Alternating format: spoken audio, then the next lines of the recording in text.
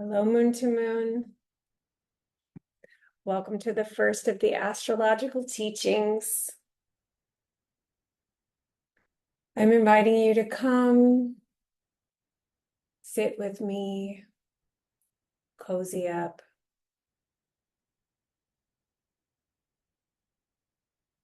Many of you may be coming to learning astrology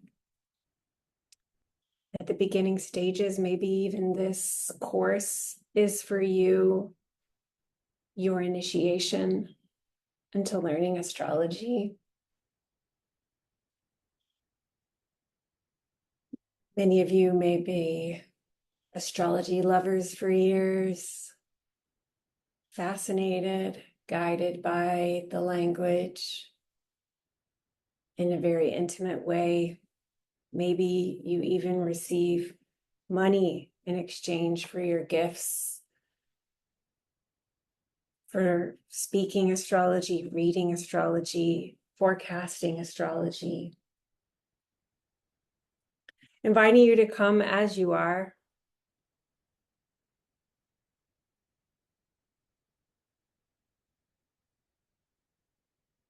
Inviting you to allow what you hear to come to you at an intuitive level. And what I mean by this is that it's not about tracking, making sense of, categorizing, processing the information that is shared, but allowing it to wash over you, trusting that you will magnetize precisely what you came for in this moment, that you own these lessons and you can listen to them in the future where they will land differently and wash over you differently. That whatever sticks is the most important thing, and it will do this without you needing to manage that process.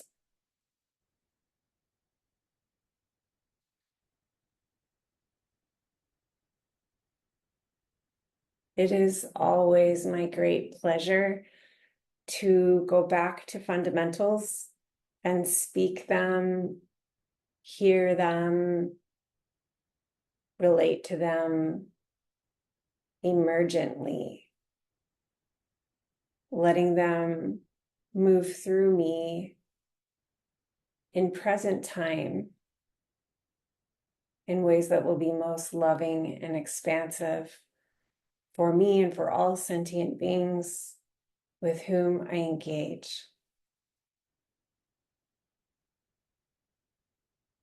And so let us begin. Let us think about, let us feel into approaching the moon in astrology, in the chart. Let us also feel into being approachable ourselves to the moon in astrology, to the moon in the chart. So, when I first learned astrology, I got Demetra George's workbook, Astrology for Yourself. And it's a wonderful workbook. It inspired me to be a workbook maker, actually. And in the workbook, you like fill in the blanks. And then there's like a big appendix to help you know what to put into the blanks. And for the moon, it was something like in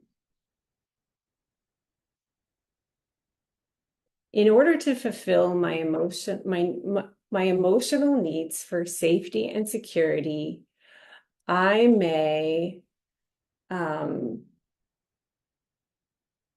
try to meet my need for, and then it was like fill in the blanks, the sign for me, Capricorn, especially in the realm of fill in the blank house, for me is the 10th house. And this was like there's something to this astrology business because um knowing I was a Pisces sun just like never really like fully hit me because it was not the whole picture. It wasn't even beginning to be anywhere close to a full picture of how it felt to just be myself. And certainly learning about my son and my son's placement has been huge for my own self-knowing journey. But having my moon reflected back to me like hit me in a really deep way because it also invited me to confront the fact of behaviors, motivations, inclinations, self-protections, fears and insecurities and dependencies that I have, that one has for emotional safety and security. So it took me into this whole universe then of trying to understand what are these things that I do, mostly unconsciously, for the reason of just trying to feel safe in this world. Like all of these behaviors that underneath all of them is wanting to know when and if I will be okay. Baseline.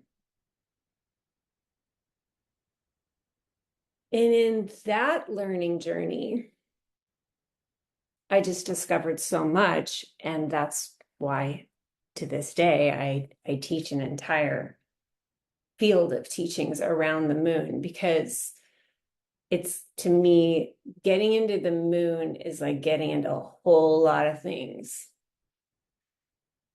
because the moon signifies so much about the past and so much about the unconscious and how those are tied together to create in a very body way, like it's a somatic experience of like, this is what I need for emotional safety and security. This is how I need to get love and validation. If I just cultivate these qualities, fill in the blank sign, and in this part of my life, fill in the blank house. We'll get into sign and houses in later videos in more detail. Then I will be okay. Then maybe I will feel something like safety. But this is mostly unconscious to us. So as an astrologer, what I noticed from the beginning was the client would come in ostensibly for success or help with the manifestation of something in the realms of like other planets placements. But the thing that was creating the resistance, or the thing where there is a block, or the thing of like where self-protection comes in, or hypervigilance, or a sense of like, that was gonna bring us to the lunar placement. So it always sort of felt like wherever we start this reading, we're always going to end up going to the moon. Now, I don't know that all astrologers are this way. I just think this is like this is my path as an astrologer, is to speak to supporting the lunar. I'm super into supporting the solar. I just feel like the more the lunar stuff is really looked at and excavated and related to, the solar starts to just kind of ease. So yeah, I'll say all of that as a prelude. Also as a teacher, as a space holder, as like a coach to magical folks. Um, again, the moon placement is like is a really huge portal to me. The reason it's a portal is because what happens as we learn to be the caretaker of our own moon, which is thesis statement. Like the lunar, to me, the lunar placement is learning is like a map or a compass to orient you into becoming your own very like your dream caretaker, like the caretaker that actually no one else can be but you. Like that's your role. That through that path, so the lunar placement also then starts to reveal its superpowers, because all of these qualities, all of these skills that came online from an early age to help us feel okay, to help us secure love and validation, to help us secure our own emotional safety.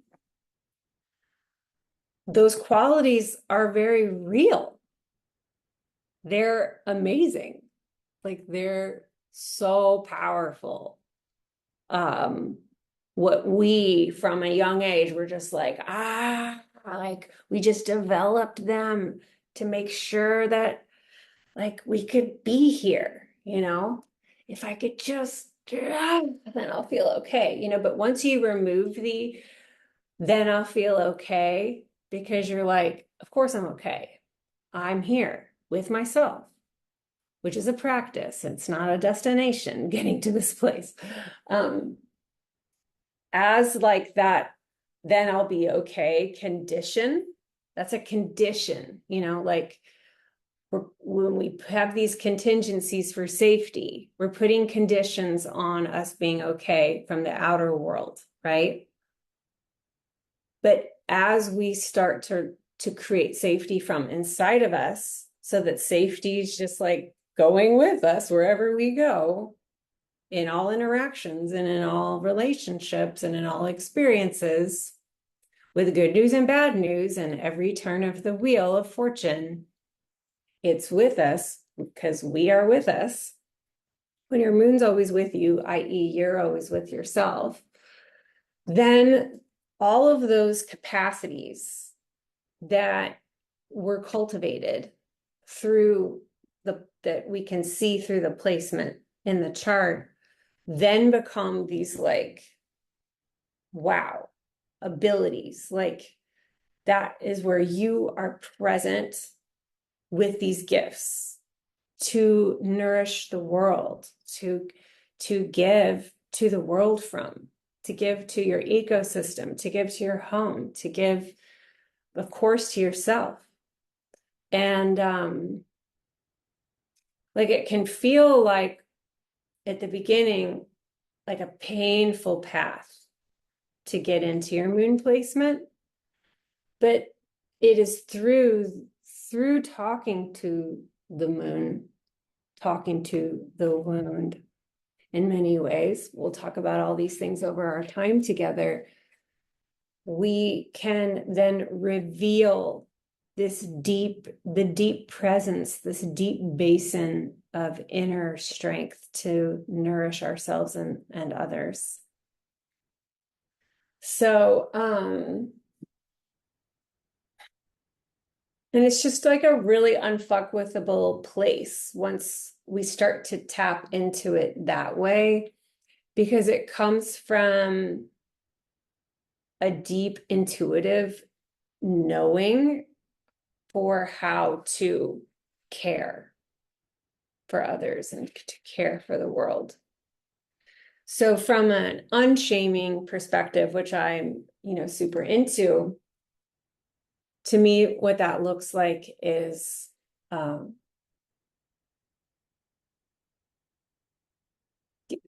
it's really like unshaming how you give care in the world. And this is complicated because, the moon is associated with the mother archetype, the caregiver archetype, the nourisher archetype, which to me is not a biological thing. It's like the feeling of that archetype.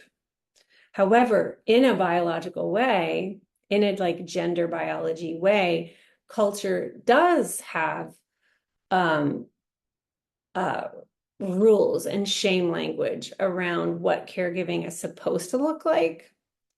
And so to me, part of really claiming the moon path for ourselves is being unshakable in our self-trust that we have specific frequencies for giving care, that it's like a sacred thing, and that all of that stuff over there is distortion. That's like, I just know that this is how I'm showing up to care. And anyone who demands something different from me or shames me for wanting to do it differently, like that's their story about what they want from my body. And it's not something that I need to like really get hooked in because it doesn't actually have anything to do with me. So there's a real empowerment path that can come from claiming your moon, because I do feel that in a deep way, we as humans want to nourish the world. Like we want to nourish, whether that is very like in your home, in your neighborhood, in the world, like wherever it is, there's like a desire, I think, that we innately have, like this need and this desire both to nurture and to care.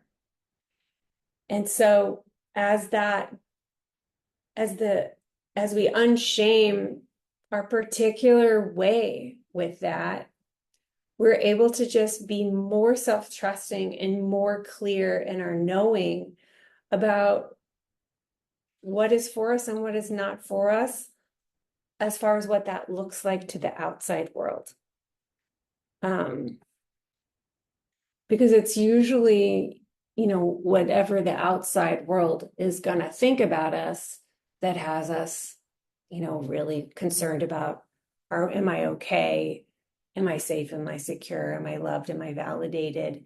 And it's worrying about the outside perception of us that separates us from our own basin of capacity for giving nourishment, is how it feels to me. Let me feel into if there's any more.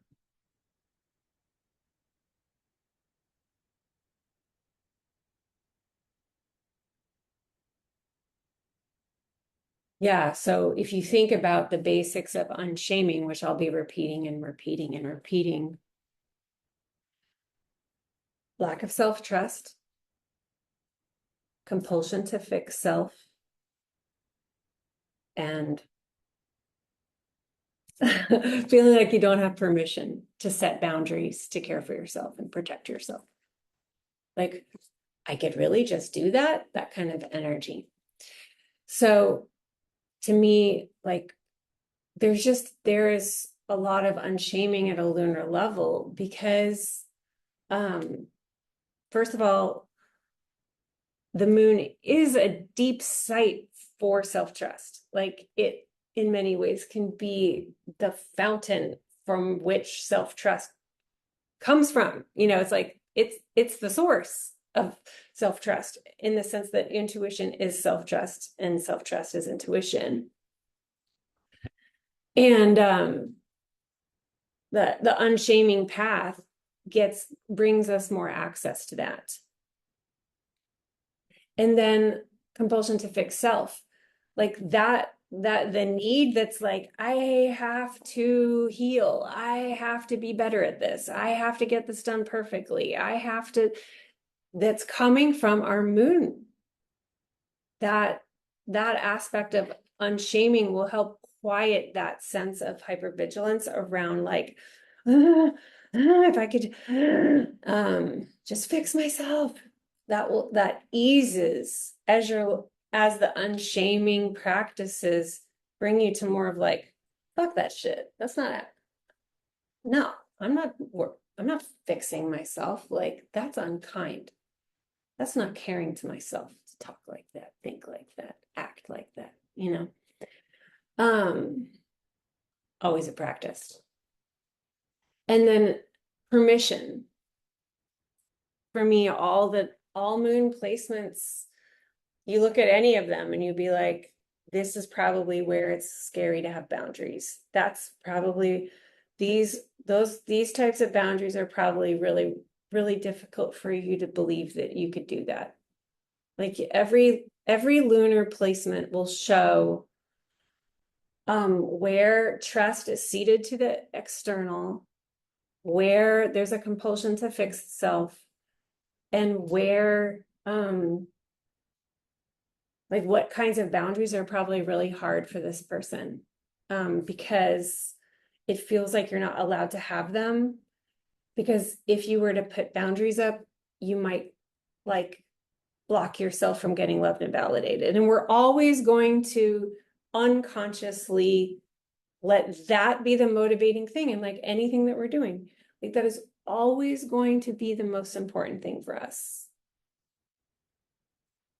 And so that's why this material is so important and so helpful and so life-changing, is because we become more empowered in noticing how all of this works.